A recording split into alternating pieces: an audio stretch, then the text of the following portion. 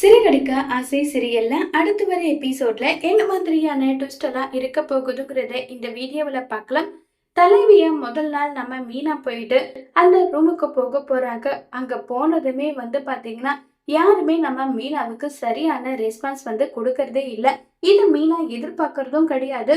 எல்லாமே சிந்தாமணியோட பிளான்ன்றது நம்ம மீனாவுக்கு நல்லாவே தெரிஞ்சிருது. மீனாவுக்கு தெரிஞ்சுதான் இது எல்லாமே நடந்துட்டு இருக்கு. இப்ப யாருமே சரியா ரெஸ்பான்ஸ் பண்ணாத மாறி மாறி இப்படி எல்லாம் பண்ணிக்கிட்டே இருக்காங்க. உடனே நம்ம முத்து மீனாவுக்கு கால் பண்றாங்க. தலைவி மேடம், முதல் நாள் உனக்கு எப்படி இருக்கு தலைவி மேடம் சொல்லிட்டு கேக்குறாங்க. எல்லாம் சிந்தாமணி ஏற்பாடு பண்ணி வச்சிருக்காங்க. என்ன நடக்குது தெரியுமான்னு சொல்லிட்டு நடந்த விஷயம் எல்லாமே மீனா சொல்றாங்க. இங்க பாரு மீனா, சிந்தாமணி நீ ஜெயிச்சிருக்க. எப்படியாவது உன்னை திரும்பவும் ஏதாவது ஒரு பிரச்சனையிலயோ இல்ல ஏதாவது ஒரு சிக்கல்லையோ உன்னை சிக்க வைக்கணுன்றதுக்காக சிந்தாமணி மும்மரமா இருப்பா. எப்பவுமே என்னால உன் கூட இருக்க முடியாது மீனா. எனக்கு தெரியும் எல்லா பிரச்சனையுமே நீ சமாளிப்பேன்னு சொல்லிட்டு. ஆனா நீதான் எல்லா பிரச்சனையுமே நீ சமாளிக்கணும். சமாளிக்கிற அளவுக்கு உனக்கு உன்னுடைய கெப்பாசிட்டியை நீ வளர்த்து கொண்டுறாங்க.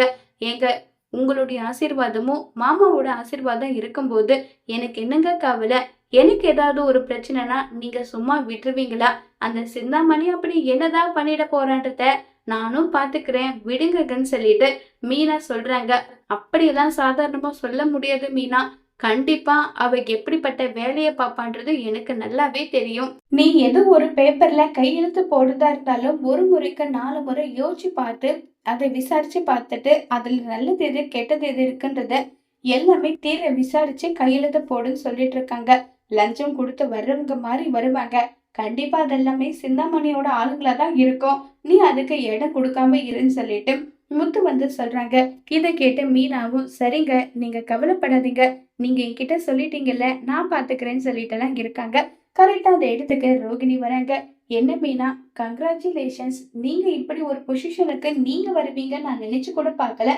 எனக்கு ரொம்பவே சந்தோஷமா இருக்குன்னு சொல்லிட்டு இருக்காங்க. இங்க பார், நல்லவங்களோட ஆசீர்வாதம் எனக்கு இருந்தா போதும், கெட்டவங்களோட ஆசீர்வாதம் எனக்கு தேவையே கிடையாது. நீ தப்பு பண்ணிதான் வீட்டை விட்டு வெளியே போயிருக்க, திரும்ப திரும்பவும் அதே தப்பு பண்ணிட்டு இருக்கே, இது உனக்கே நியாயமாப்படுதான்னு சொல்லி கேக்குறாங்க. நான் என்ன தப்பு பண்ணேன் மீனா?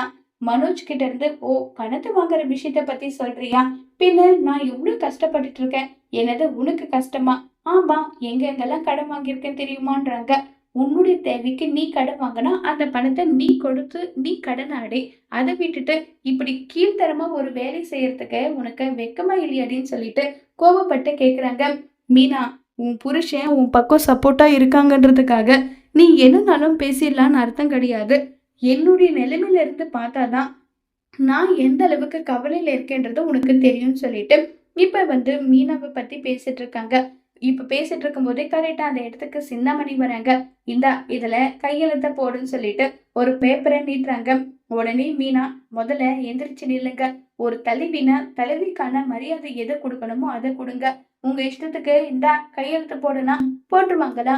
இங்க பாருங்க, இதுக்கு முன்னாடி நீங்க எப்படி வேணும்னாலும் இருந்திருக்கலாம். இனி நான் என்ன சொல்றேனோ அதை கேட்க வேண்டியது மட்டும்தான் உங்க வேலைன்னு சொல்லிட்டு மீனா சிந்தாமணிக்கே ரீல்ஸ் சொல்றாங்க. இத கேட்டு சிந்தாமணியா பயங்கர கோவப்படுறாங்க. இங்க பாருடி, ஆள் யாருன்னு தெரியாம நீ விளையாடிட்டு இருக்க. இந்த சிந்தாமணியோட சுயரூபத்தை காட்டினா நீ தாங்க மாட்டேன்னு சொல்லிட்டு இருக்காங்க. யாரா இருந்தாலும் ரூல்ஸ் ஒன்னே ஒண்ணுதான். தலைவிக்கான மரியாதை நீ கொடுத்தீனா உனக்கான மரியாதை நான் கொடுப்பேன், அவ்வளவுதான், சிம்பிள்னு சொல்லிட்டு இப்ப மீனா சொல்லிட்டு இருக்காங்க. என்ன அசிங்கப்படுத்திட்டுலடி, அசிங்கப்படுத்திட்டுல, இதுக்கு மேல பாத்துக்கிறேன். நீ யாரு, எப்படிப்பட்டவ, எப்படி இந்த தலைவர் பதவியில நீ உட்கார்ந்துறன்னு நானும் பாத்துக்கிறேன். உனக்கு எவ்வளவு தைரியம் இருக்கணும்னு சொல்லிட்டு ரொம்பவே கோவப்பட்டு பேசிட்டு அங்கிருந்து கிளம்பி வந்துடுறாங்க சிந்தாமணி. உடனே பின்னாடியே ரோகிணி போறாங்க. ஆன்ட்டி, உங்களுக்கு சப்போர்ட் பண்ணியிருந்தா உங்களுக்கு நான் சப்போர்ட் பண்ற விஷயம் மீனாவுக்கு தெரிஞ்சிரும், அதனாலதான் நான் அமைதியா இருந்தேன். என்ன ஆன்ட்டி உங்களை இந்த அளவுக்கு கேவலப்படுத்துறான்றாங்க. படுத்துட்டோம் ரோகிணி, படுத்துட்டோம். எல்லாத்துக்கும் சேர்த்து ஒட்டு மொத்தமா அவ அனுபவிக்கல. என் பேரு சிந்தாமணி கிடையாது. இனி முதல் வேலை இதுல முதல்ல பதவியில இருந்து தூக்குறது மட்டும்தான் என்னுடைய முதல் வேலைன்னு சொல்லிட்டு ரொம்பவே கோபத்துல சிந்தாமணி இருக்காங்க. சிந்தாமணியோட சதி திட்டத்தை மீனா எப்படி முறியடிக்க போறாங்க? இதுல இருந்து மீனா எப்படி தப்பிப்பாங்களா?